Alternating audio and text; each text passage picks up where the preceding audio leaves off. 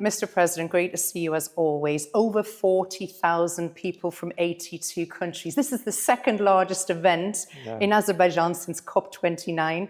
What does hosting WOOF 13 mean for Azerbaijan in terms of their international role in shaping the future of sustainable urban development?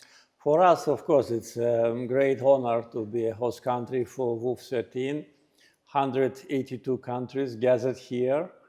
And this is a good demonstration of respect towards Azerbaijan. And as far as I know, the number of participants is a record high. So this really is a demonstration that the topic is important, and the host country also is a country which has a lot of international connections. And of course, for us, it's also an opportunity to report to the audience, the international community, about what has been done so far, what are our plans, and also to learn from our partners, because the level of participation and the number of heads of state and government demonstrate that today urban planning is really something which many leaders think about. And as I said in my remarks, harmony between preservation of historical heritage and architectural heritage and need to modernize the cities should go hand by hand.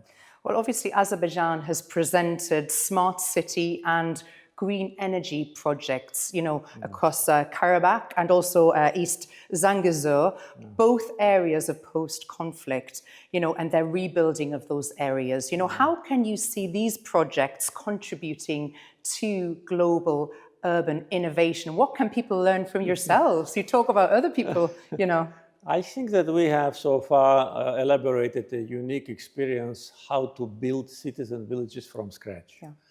It was unfortunately due to the large-scale devastation of the occupied territories, so we had to do it. So the step-by-step approach, and in some cases the parallel track on development led to the fact that in 5 years' time we already have 85,000 people returned back. So electricity, number one. So far, we already commissioned 307 megawatt of hydropower, and 340 megawatt of solar power is under construction right now. So this will be enough not only for Karabakh and Eastern Zangezur, but to the much broader area. Also, connection of electricity grid to the whole country was organized. 75 kilometers of tunnels, out of which 70 kilometers already commissioned, and 500 bridges, 435 of these bridges already done, railroads, schools, hospitals, so all goes in parallel. And first years of reconstruction, mainly we invested in infrastructure. Now we mainly invest in housing. And the city plans, smart city, smart village concept, plan for every village, all that is being done. So this really, for those countries which suffered the similar problems like we did, that could be a pattern for reconstruction. A blueprint, so to speak, for the rest of the world to follow suit, which is amazing. Now, Azerbaijan has also become a very important contributor to Europe's energy security. How do you see Azerbaijan's role evolving as Europe diversifies there? Yeah, we started our cooperation on energy track with Europe some time ago. Especially it, had a speed up process after 2020, when we commissioned the Southern Gas Corridor, which today provides natural gas for 16 countries. Yes. And by this number of supply by pipeline gas, the number of countries we provide energy, we are number one. The number is growing. Yes. 10 members of European Union are our clients, and in total 12 countries from Europe are recipients of Azerbaijani gas. The number of countries is growing. The number of requests for us to start cooperation is growing. And fortunately, we made our homework with the pipeline infrastructure and also with the upstream. So now the level of production is going up. Very soon, probably in the beginning of next month, we will report about the beginning of gas production from the new field. So it's a win-win situation. We need a premium market, Yes. which is Europe. Yes. And Europe needs alternative source of supply, which is Azerbaijan. So we combine our efforts and established a very fruitful cooperation with European Commission. Thank you. You have been a really big advocate for diplomacy and stability in the region and beyond. Now, the Hormuz crisis is impacting regional and global economies. How is Azerbaijan approaching and dealing with that?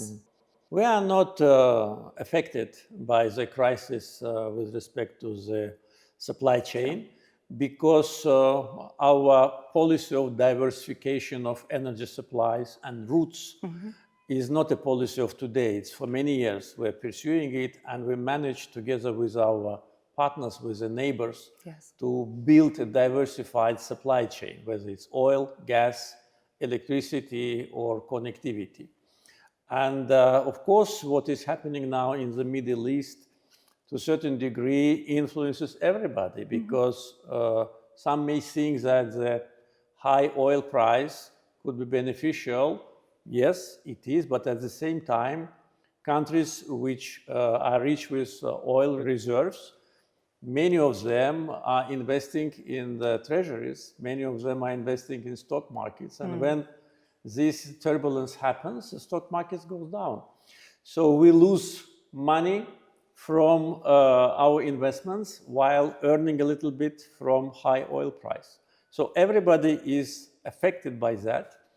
But from point of view of our own energy projects, no, we are on the safe side. And always, as you mentioned, advocate for diplomacy. Without diplomacy, we wouldn't have been able to deliver our resources to the markets. Yeah. Because we had to go across the countries to have good relations with neighbors of the neighbors, established a multilateral format of cooperation, create a win-win situation between producers, transitors, consumers, so everyone obeys the rules and everyone gets profit. So from this point of view, I think experience of Azerbaijan can be useful. After the crisis is resolved, hopefully sooner than later, probably it will be a new situation. Many countries will reconsider their energy policy and the ways of delivery of energy supplies. And most probably, Azerbaijan's geography and already assets will be needed more than today. Mr. President, always a pleasure to speak to you. Thank you so much Thank for you talking very to us much. today, as always. Thank you. Very Always much. pleasure to Thank see you. Glad to see you again in Azerbaijan. always great to be back. Thank you for having me. Thank you so much, Ilham. Thank you, everybody.